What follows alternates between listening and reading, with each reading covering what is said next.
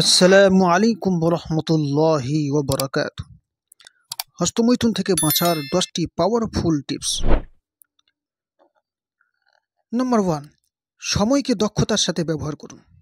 নিজেকে কোনো ভালো কাজে ব্যস্ত রাখার চেষ্টা করুন।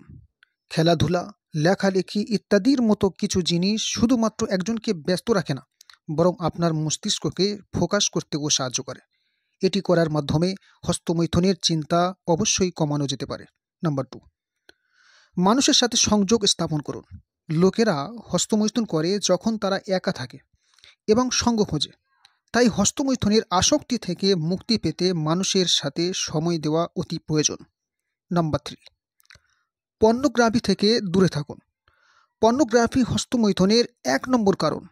তাই যত বেশি এই পর্নোগ্রাফি থেকে নিজেকে দূরে রাখতে পারবেন, তত বেশি নিজেকে হেফাজত রাখতে পারবেন।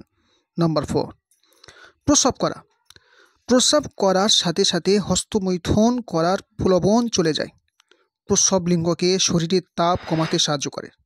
এটি শুধুমাত্র একজন ব্যক্তিকে কার্যকরভাবে অঙ্গটি ব্যবহার করার কথা মনে করিয়ে দেয় না, বরং হস্তমৈথুনের চিন্তাকেও দূরে রাখে। নাম্বার 5, যোগ ব্যায়াম।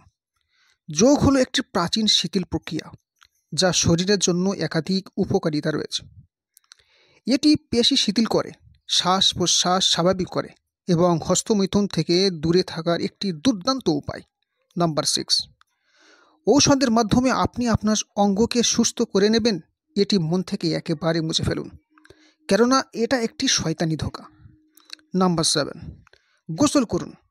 গোসল করা শরীরকে শিথিল করতে এবং শরীরের তাপ কমাতে সাহায্য করে। শরীরকে শক্তি যোগায় এবং অন্ডকোষের তাপমাত্রা কমিয়ে আনে। এটি একজন ব্যক্তিকে হস্তমৈথুনের আসক্তি থেকে বিরত থাকতে সাহায্য করে। নাম্বার 8, সেক্স টয়কে না বলুন। দেখা গেছে মেয়েরা দ্রুত সেক্স টয়ের প্রতি আসক্ত হয়ে পড়ে। অতএব সমস্ত যৌন খেলনা পরিহার করতে হবে। যৌন খেলনা সম্পর্কে নিছক চিন্তা একজন ব্যক্তিকে হস্তমৈথুন করতে প্ররোচিত করতে পারে। নাম্বার 9, একটি পরিকল্পনা করুন। সবচেয়ে দুর্বল মুহূর্তগুলি মোকাবেলা করার জন্য সর্বদা একটি পরিকল্পনা থাকা উচিত।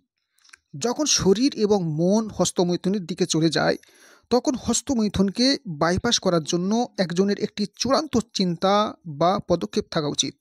নাম্বার 10, পরকালে হস্তমৈথুনের আযাবের কথা স্মরণ করুন।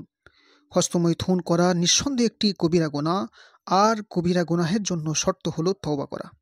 তাই সুযোগ থাকতে অন্তর থেকে তওবা করে নিন। আল্লাহ তাআলা আমাদের সকলকে এই ভয়াবহ পাপ থেকে হেফাজত করুন। আমিন।